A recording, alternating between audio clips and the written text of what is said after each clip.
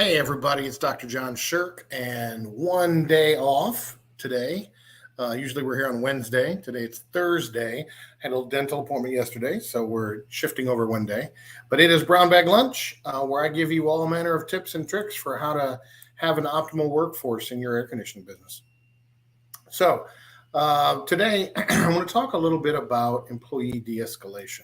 I don't know about you, but where I'm at in South Louisiana, I'm about an hour south of New Orleans. So we're way down here. It's been hot. And in the last 7 days, we've had 3 days of a record high temperature, which down here is really high.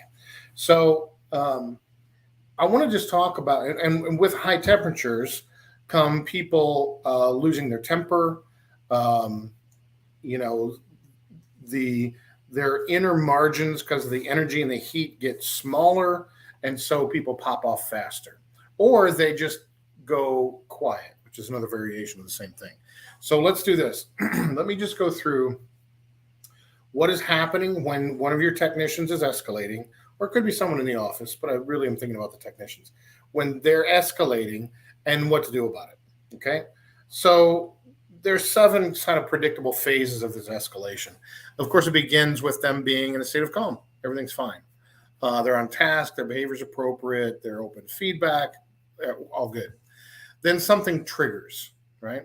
Now, the triggering event can be something sudden and unexpected, or it can be grinding over time, like heat exhaustion or sleep deprivation, or something else that's grinding them over time. That's a triggering event.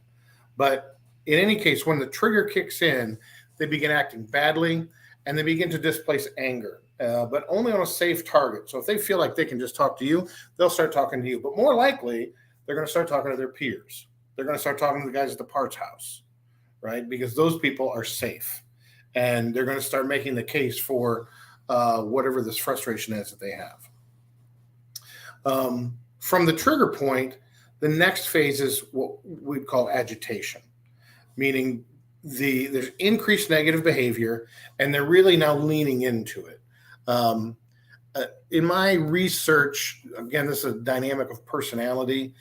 Out of 5 technicians that go into this agitation phase, 1 of them is going to do it loudly and outwardly. 4 of them are going to go 0 dark 30, right? They're going to go quiet. They're going to be frustrated with you. They're going to be frustrated with the job. They're going to be frustrated with life. And what they're going to start doing is putting their relationship with you and your company in a kind of pressure cooker.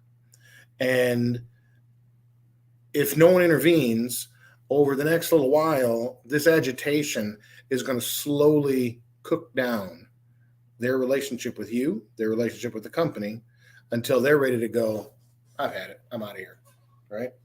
But it happens quietly, right? So how do you know if they're in agitation? The best you can do is keep telling them, I'm the guy to talk to, whether you're the owner or the service manager, and not create a punitive environment for them to come with their frustrations, right?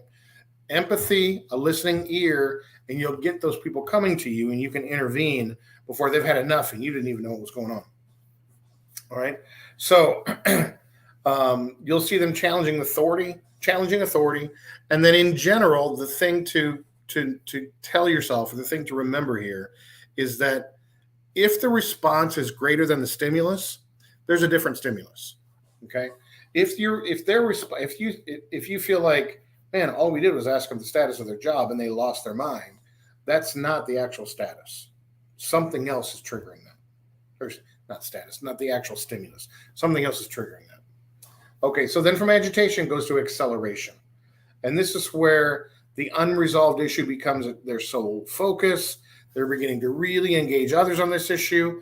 And in a moment, they're beginning to lose rational thought, right? And this is where, if you have a technician like this, you need to get them separated from everybody. Get them off the work site. Get them away from the people they work with, definitely get them away from customers for 2 reasons. 1, they're going to embarrass themselves and you in that situation.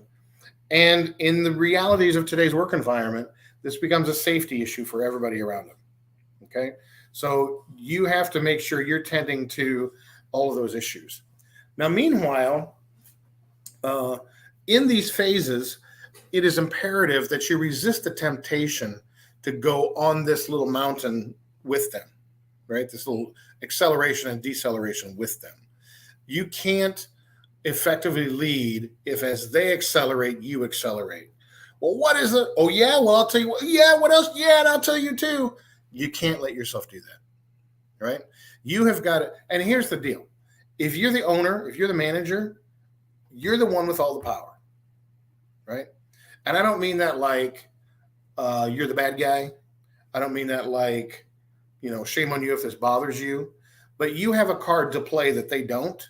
And these things have a natural life cycle. They rise like acceleration. We hit peak, but then they come back down, right? You can't biologically stay at peak. There's a set of hormones that start firing when when the big peak happens, and after it's happened, physically, biologically, there's a coming down, right? And so you just want to get them separated from everybody for that cycle to play out, right? Now, after the peak, they've lost control of their emotions. They can't think rationally. But then after it peaks, they get tired and they start calming down.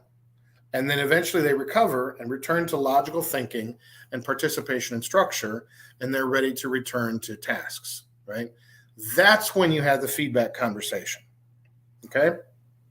You don't have, while they're escalating, while they're agitated, while they're peaking, that's not the time to start saying, I don't want this behavior from you. You, blah, blah, blah. Like, that's not the time for correction, all right? They're going to peak on their own. And here's the thing. Let's say this incident is so bad the next day they need to be fired, right? You have that card to play whenever you want to play it. There's no need to play it in the middle of that incident because you don't know what's going to trigger in that person, what they're going to come back to work with, what they're going to do as a result of that, right? You want to just let it come and go. And then after it's come and gone, if you want to let them go, say, look, well, let's send them home. Hey, you know what? Go home, cool off, meet me in my office 8 o'clock tomorrow morning and we'll talk about it. Okay. Now, tomorrow morning at 8 o'clock, maybe you say, I'm going to let them go, right? But if you want to do that, that's the time to do it, not in the middle of this thing. Because you don't know what kind of fuel you're adding to a fire and what they will do or put other people into a place of unsafety because of it, all right? Just separate them, let the cycle happen, rise, fall, then do the feedback, okay? So that's the kind of the basic concept of that.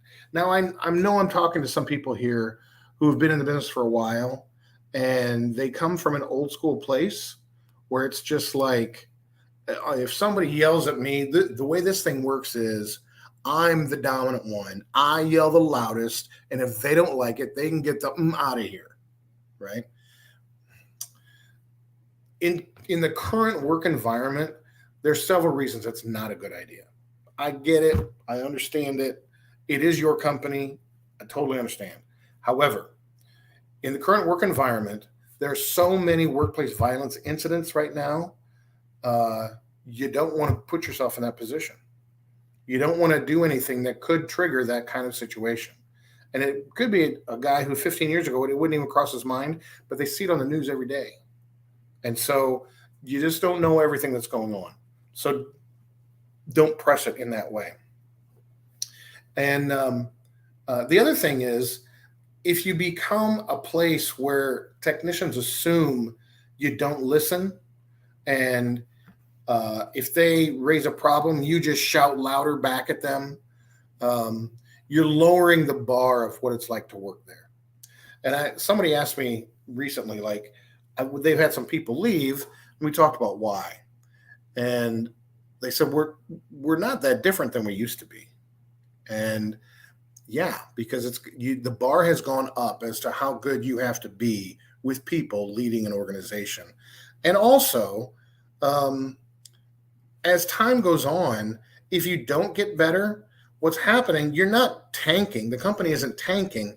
The bar's just going down in terms of what an opportunity is, what an opportunity it is to work there. And then they're just going to come in one day and say, I just found a better opportunity, right? Which is our way of saying, I think I'm going to like it better over there than here. Okay. So it doesn't happen in a bang. It happens quietly.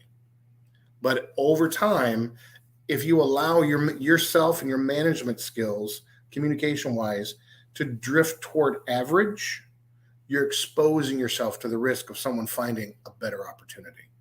Okay. So that's it. 7 phases of employee escalation: calm, trigger, agitation, acceleration, peak, de-escalation, and recovery. When it happens, it isn't great, but don't try to engage logically in the middle of it. Get them out of the situation that they're in. And then after the cycle has played itself out, then you make whatever decision and have whatever feedback conversation you need to have. Okay. All right. Good luck this summer in the heat. I know it's a tough one this year. Certain parts of the country, it's so hot right now. I'm pulling for you guys. My name's Dr. John Sherk. This has been Brown Bag Lunch. If you like what you hear here, please share us and like us. And if you want to reach out to me and have a conversation, please do so. I'd love to spend 15 minutes getting to know you, and maybe we'll even do some business together. So that's it for this week. We'll see you next week. Bye-bye.